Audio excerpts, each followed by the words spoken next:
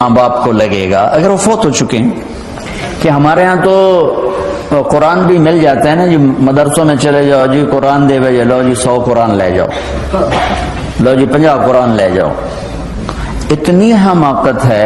مولوی صاحب ذرا چھوڑا نو گل دے جی ماں جی واسطے قرآن پڑھا ہونا ہے. چھوڑا دی ماں تو نہیں مری، میری ماں مری. ہمارے ایک رشتہ داروں کے نا وہ تھا ختم، والدہ فوت ہو گئی تو میں بھی گیا ہوا تھا، تو بچے باہر بیٹھے سگریٹ پی رہے اور مدرسے کے بچے بلائے ہوئے تھے کمرے میں قرآن پڑھنے کے لیے. میں کہا چلو میں بھی، میرے نان کے چوئی، میں کہا چلو میں بھی تھوڑا قرآن پڑھ لوں. میں جا کے قرآن کھول کے پڑھنا شروع کر دیا. تھوڑی دیر بعد مجھے محسوس ہوا کہ یہ بچے قرآن نہیں پڑھ رہے. میں نے جب دیکھا تو وہ نیچے ایک چھوٹا سا ریڈیو پڑا تھا، اس میں انڈیا پاکستان کا کرکٹ میچ ہو رہا تھا، اس کی کمنٹری چلتی اور وہ سارے وہ سن رہے تھے بیٹھ. اور جب ان میں سے کوئی آ جاتا تو شروع ہو جاتے ذالک الکتاب لا ریب فیہ ھدی للمتقین الذین یؤمنون بالغیب. جب وہ چلے جاتے کڑا آؤٹ ہویا، کتنے سکور ہوئے. 1 گھنٹہ یہ تماشا ہوتا رہا اور میں بیٹھا دیکھتا رہا. 1 گھنٹے بعد جا کر کہنے کہ قرآن مک گیا، وہ کمنٹری مک گئی ہے.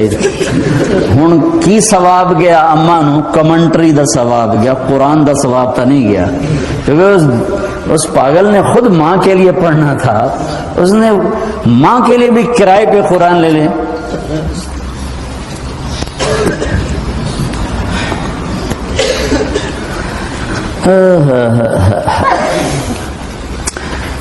زندہ ہیں دعا لو، مر گئے ہیں ان کے لیے ان کی قبر پہ نہیں جا سکتے ہو. یہاں کی زندگی بہت تیز ہے، کبھی تو جایا کرو، کسی ویکنڈ پہ چلے جایا کرو، کسی اتوار پہ چلے جایا کرو، کسی ہفتے کو چلے جایا کرو، مہینے بعد، 2 مہینے بعد، سال میں 1 دفعہ سے. کہ یہ ان کا حق ہے، ان کا حق ہے. اور ابن القیم رحمۃ اللہ علیہ نے ایک واقعہ لکھا ہے کہ عبداللہ بن مطرف رحمۃ اللہ علیہ نے خواب دیکھا کہ قبریں پھٹیں اور لوگ نکلے اور کوئی چیز ایسے اٹھا رہے ہیں، ایسے اٹھا رہے ہیں، ایسے اٹھا رہے ہیں. ایک آدمی نکلا اور جا کر ایک درخت سے ٹیک لگا کے بیٹھ گیا. یہ اس کے پاس جا کر کہتے ہیں بھئی آپ کون لوگ ہو؟ وہ کہتے ہیں ہم ایمان والے ہیں. کہ یہ کیا ہو رہا ہے؟ کہ جو رشتہ دار ثواب بھیجتے ہیں یہ وہ اکٹھا کر رہے ہیں. کہ تم کیوں نہیں اکٹھا کر رہے ہو؟ کہ میرا بیٹا حافظ قرآن ہے، 1 قرآن روزانہ ختم کر کے مجھے بھیج دیتا ہے، تو میں نے پرچون دی لوڑ نہیں رہ جاندی، میرا تھوک دا کام. کہ تیرا بیٹا کیا کرتا ہے؟ کہ اس کی مٹھائی کی دکان ہے بازار میں. آنکھ کھل گئی، صبح ہوئی تو پہنچ گئے، بازار کھلا، دیکھا تو ایک نوجوان بیٹھا ہوا اور مٹھائی بیچ رہا اور ہونٹ ہلے. پہلے اس کو نا چیک کرتے رہے، پھر اس کے پاس آئے، بیٹا تیرا نام کیا ہے؟ وہی نام تھا جو خواب میں سنا. یہ کیا پڑھ رہے ہو؟ کہ جو قرآن پڑھ رہا ہوں. کتنا پڑھتے ہو؟ 1 ختم روزانہ پڑھتے ہو. کیا کرتے ہو؟ کہ والد کو ایصال ثواب کرتا ہوں. کہ اتنی مشقت کیوں اٹھاتے ہو؟ کہ وہ میرے لیے بہت کچھ چھوڑ گیا، میں چاہتا ہوں میں بھی اس کے لیے کچھ حصہ بنتا رہوں. تو یہ والدین کے حقوق میں سے ہے کہ اگر وہ چلے گئے ہیں ان کے لیے ایصال ثواب کرو. ہمارے نا ایک فیملی تھی، 22 سال سے ان کے گھر میں مجرا بھی ہوتا تھا، جوا بھی ہوتا تھا. تو میں نے سلام دعا بڑھائی اور ایسا ایسا اللہ نے فضل فرمایا، سارے توبہ کر گئے. تو کہنے کہ ہمیں حج پہ لے چلو. میں حج پہ لے گیا. یہ 92 کی بات. تو میں مینا میں سویا ہوا تھا تو میں نے ان کے باپ کو میں نے خواب میں دیکھا. کہا کہ میرے بیٹوں کو کہہ دیں کہ تمہاری نیکیاں مجھے پہنچنا شروع ہو. یہ میں نے دیکھا کہ میرے بچوں کو بتا دیں کہ تمہاری نیکی ادا کیا ہے. یہ کتنا بڑا اہم سوال ہے. کس نے پیدا کیا ہے؟ کیوں آگے؟ کیوں مر جاتے ہیں؟ مر کے کہاں چلے جاتے ہیں؟ بھاگ دوڑ لگی ہوئی ہے کمائیوں کی، کماتے کماتے کماتے کماتے ایک دم سب چھوڑا اور جا کر قبر میں سو گئے. جس سے میتھمیٹک کا قاعدہ ہے کہ بڑے سے بڑے عدد کو زیرو سے ضرب دو تو وہ زیرو ہو جاتا ہے. 1 ملین انٹو 0 0 اور 1 بلین انٹو 0 0 اور 1 ٹریلین انٹو 0 0. تو بھائیو، جو کچھ آپ بناؤ گے یا میں بناؤں گا، جو کچھ آپ کماؤ گے یا میں کماؤں گا، جب یہ موت سے ضرب کھائے گا تو زیرو ہو جائے گا.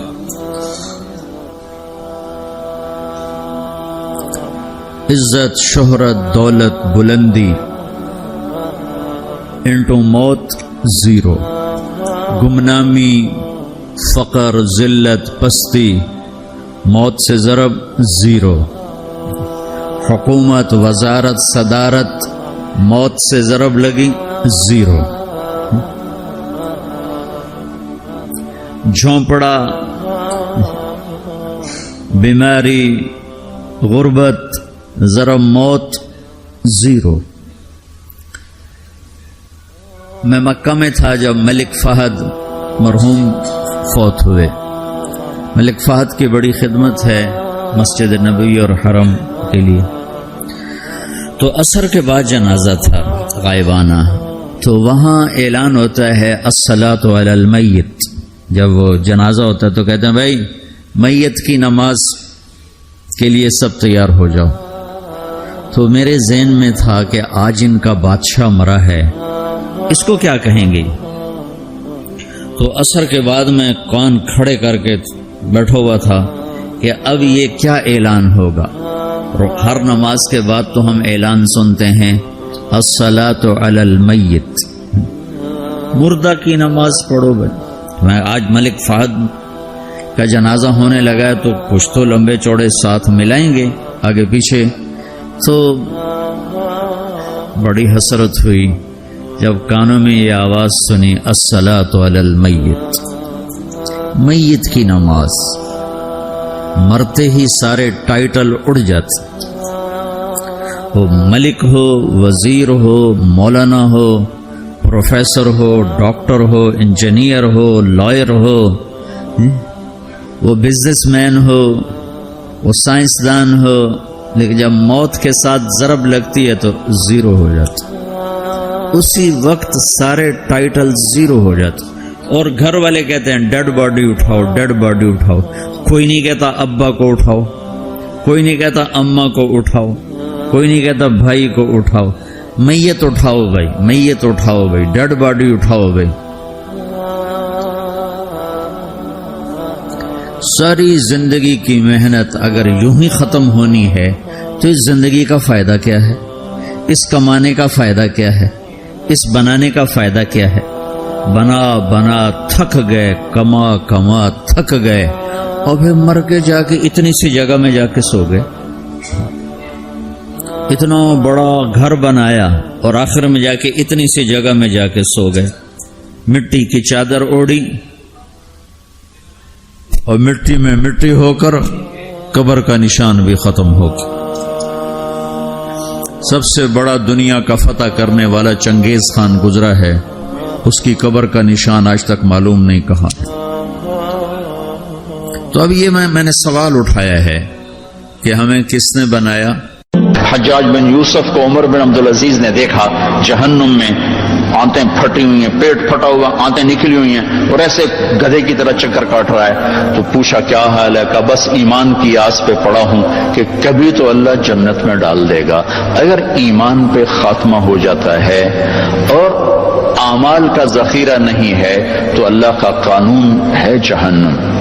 جہنم مردہ جو بتائے نا خواب میں وہ صحیح ہوتا.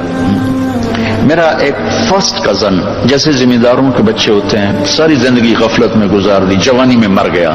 بس وہ نمازیں اس نے پڑھی جو کبھی میں کھینچ کے مسجد میں لے گیا، یا پھر عید کی 2 نمازیں، اس کے علاوہ مجھے یاد نہیں. تو میں نے خواب میں دیکھا، میں نے کہا کیا حال ہے؟ تو اس نے کہا آگ کے تندور میں، آگ کے تندور میں. اب میرا تو خون، میرا تو چاچے کا تائے کا بیٹا، مجھے تو آگ لگ گئی. میں نے اس کے لیے پڑھنا شروع کیا، پھر حج کا انتظام کیا. تو حج کے بعد جب واپس آیا تو پھر مجھے نہیں خواب آیا، ایک اور ساتھی کو خواب آیا کہ طارق میاں سے کہو تمہارا تحفہ مجھے مل گیا. وہ جو میں نے حج کروایا اس کی طرف سے. تو اللہ تعالیٰ کا فضل ہے کہ اس نے یہ بھی رکھا اس امت کے لیے کہ مرنے والوں کے لیے ایصال ثواب کرتے رہو تو ان کی بخشش کے سامان بن جاتے ہیں. اللہم صلی علی محمد وعلی آلہ وصحبہ وسلم.